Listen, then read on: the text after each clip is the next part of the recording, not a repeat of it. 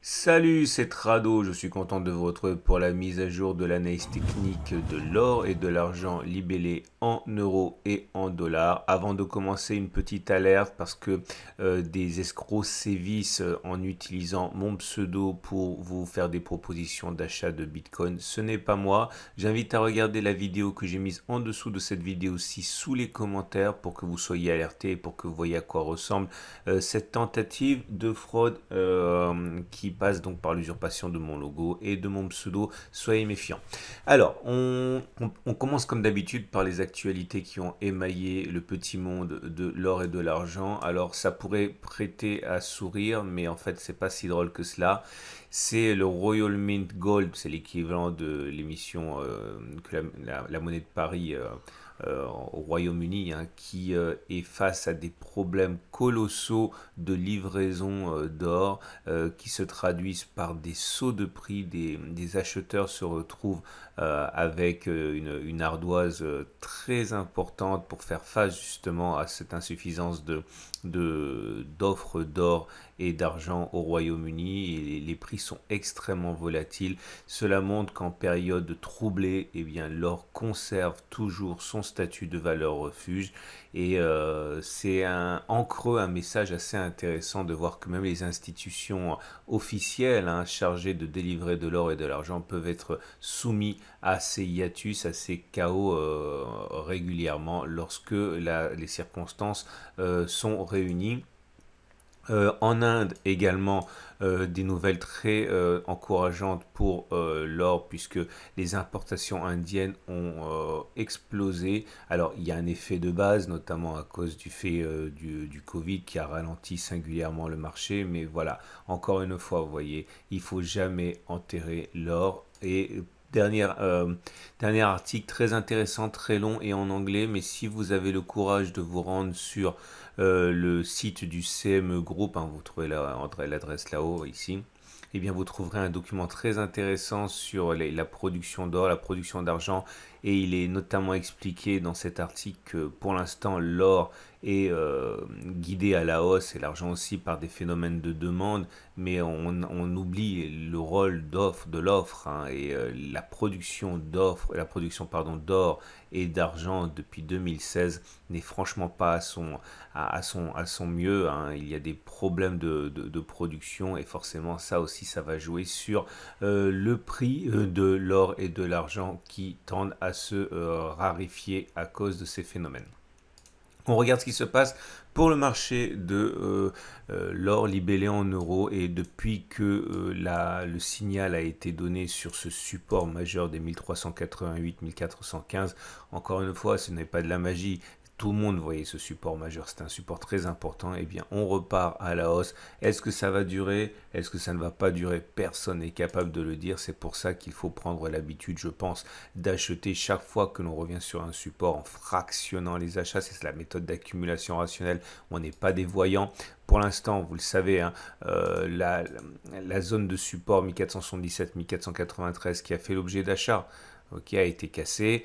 Puis ça a été le tour du support majeur de 1388. Pour l'instant, ça tient. On est en train de se battre avec la résistance mineure des 1456-1464. On est en train de clôturer au-dessus. Si on clôture au-dessus, il va falloir faire disparaître cette résistance qui était une résistance mineure.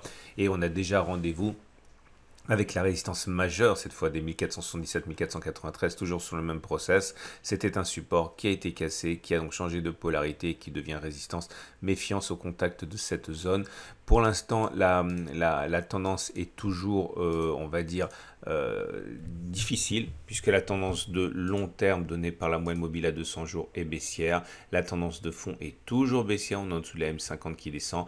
Par contre, la tendance de court terme est maintenant haussière, puisqu'on est au-dessus de la M7 qui monte, et la tendance générale est neutre, parce qu'on est au-dessus de la M20, mais celle-ci descend. Vous voyez comme les choses peuvent aller très très vite. On regarde ce qui se passe pour l'or, mais cette fois-ci libellé en dollars.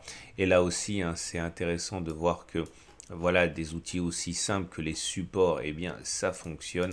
On ne sait pas lequel va tenir, il ne s'agit pas de faire de la divination, mais si vous accumulez sur tous les supports, sur des actifs dans lesquels vous croyez, vous avez quand même un avantage par rapport à l'achat aléatoire et le support des 1673-1687 tient.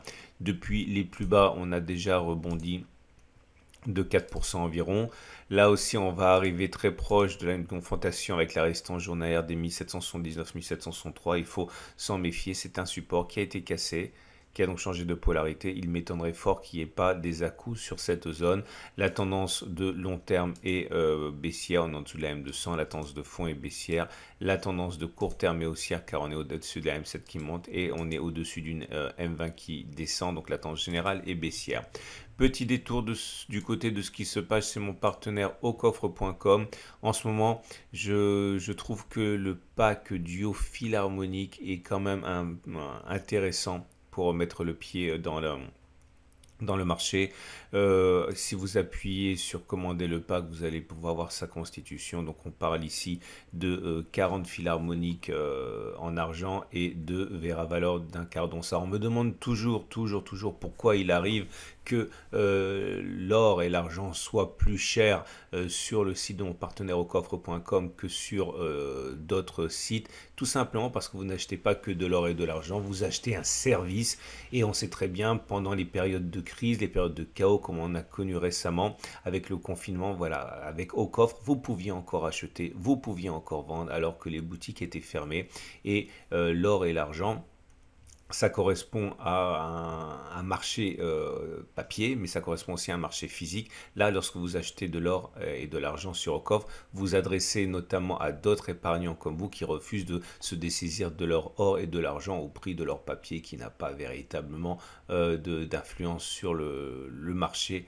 réel. Donc voilà, tout ça, c'est quelque chose qu'il faut comprendre, hein.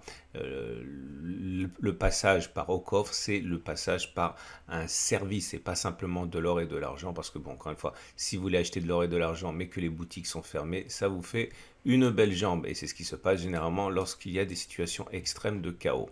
On passe à l'argent donc et l'argent libellé en euros et on n'a pas eu la chance d'avoir un retour sur un support pour faire de l'accumulation, loin s'en faut. La dernière fois qu'on est venu toucher le support précaire des 20,6, c'était sur la période il y a déjà 2 mois, hein.